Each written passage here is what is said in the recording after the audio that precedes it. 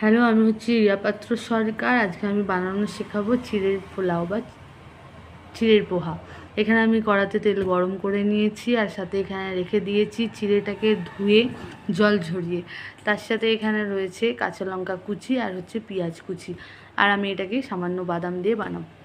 তো এখানে তেলটা গরম হয়ে যাওয়ার সাথে সাথে আমি এখানে কালো সর্ষে ফোড়ন দিয়ে দিলাম।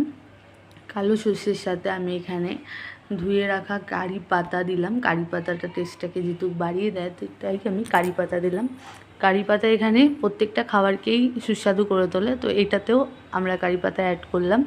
এবার এটাকে আমরা ভালো করে ভেজে নেব, লাল করে কারি পাতাটাকে ভেজে নেব। কারি পাতা কিন্তু আমরা ডালেতে ফোড়ন দিলেও খুব সুন্দর টেস্ট বেড়ে যায়। তো এখানে কারি পাতা দিয়ে তারপরে আমি এখানে কাঁচা লঙ্কা কুচি দিয়ে দিলাম, তার সাথে এখানে দিয়ে দিলাম পেঁয়াজ কেটে রাখা, সেইগুলোকেও দিয়ে দিলাম। এবার এটাকে ভালো করে নেড়ে চেড়ে লাল করে ভেজে নেব। তো চিড়ের পোলাও বানাতে আমাদের এখানে কিন্তু বেশি কিছু সামগ্রী লাগছে না, খুব অল্প সামগ্রী দিয়েই কিন্তু আমি এটা বানিয়ে নেব।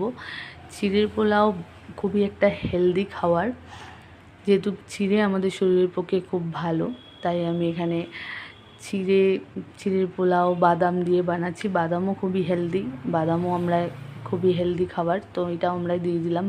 বাদামের পরিমাণটা আমি এখানে প্রচুর রেখেছি, মানে আমার যেহেতু খুব পছন্দ, তাই বাদাম আমি এখানে বেশি করে নিয়েছি। তো বাদামটাকেও হালকা তেলে ভেজে নেব। তো সব কিছু লাল করে ভেজে নেব। চিড়ের পোলাও হচ্ছে খুব তাড়াতাড়ি বানিয়ে নেওয়া একটা সহজ পদ্ধতির রান্না। তো তারপর আমি এখানে লবণ দিয়ে দিচ্ছি। এটা খুব অল্প জিনিস দিয়েই বানাচ্ছি, আপনারা চাইলে ভেজিটেবলও এতে অ্যাড করতে পারেন, যেমন গাজর, বিনস, ক্যাপসিকাম এগুলোও অ্যাড করতে পারেন। আমার বাড়িতে গাজর বিনস ছিল না, তাই আমি এখানে বাদাম পেঁয়াজ দিয়েই বানাচ্ছি।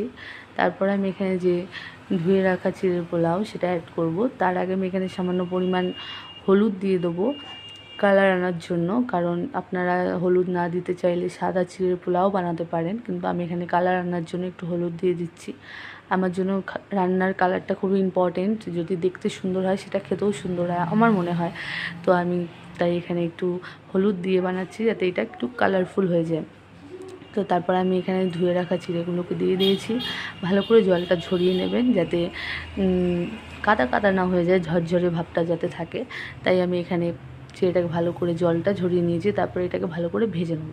দেখতেই পাচ্ছেন হলুদ দেওয়ার জন্য চিড়েটাকে হলুদ রঙের হয়ে গেছে, আর বাদাম কারি পাতা যাওয়ার জন্য এটা খুবই কালারফুল হয়ে গেছে। তো দেখতে খুবই সুন্দর লাগছে। আপনারা এটা